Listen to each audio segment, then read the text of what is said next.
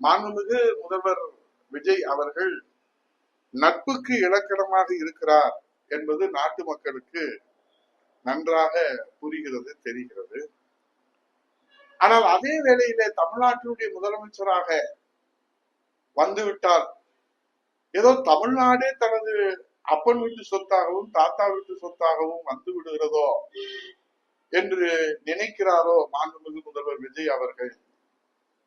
5 ஆண்டுகளுக்கு தான் மக்கள், அதுவும் நீங்கள் மெஜாரிட்டி இல்லாத ஒரு மைனாரிட்டி அரசாக இருந்து கொண்டு இப்படி தமிழகத்தினுடைய உரிமை காக்கிற 8 கோடி தமிழர்களுடைய உரிமை காக்கிற டெல்லி சிறப்பு பிரதிநிதி என்கிற பெருமை வாய்ந்த இந்த பதவியை ஏதோ சினிமா படத்திலே தன்னோடு பழகியவர்கள் என்கிற காரணத்தினாலே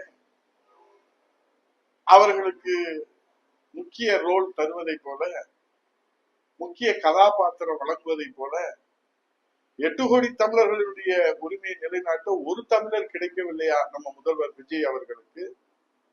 தமிழ்நாட்டின் உரிமையை டெல்லியிலே நிலைநாட்டிட கர்நாடகாவை சேர்ந்த பிரபல சினிமா பட தயாரிப்பாளர் வெங்கட் நாராயணாவை நியமித்திருக்கிற அந்த அரசு உத்தரவு.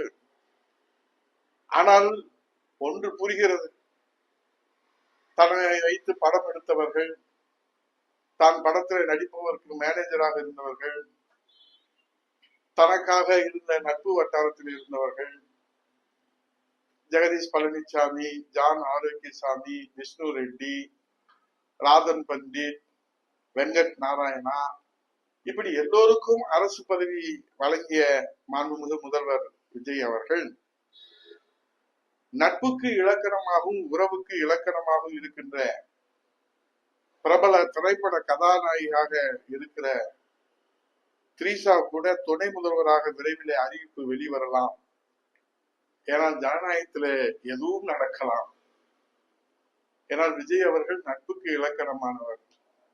எல்லோருக்கும் அரசு பதவி வழங்குற போது நட்புக்கும் உறவுக்கும் இலக்கணமாக இருக்கிற திரைப்பட கதாநாயகியாக நாடறிந்த மேடம் திரிஷா அவர்களை துணை முதல்வராக அறிவிக்க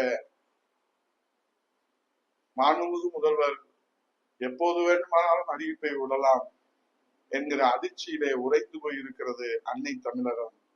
மொத்தத்திலே விஜய் உடல்மொழியிலே சொல்ல வேண்டும் என்றால் கான்பிடண்டா இருங்க, நல்லதே நடக்கும். நன்றி, வணக்கம்.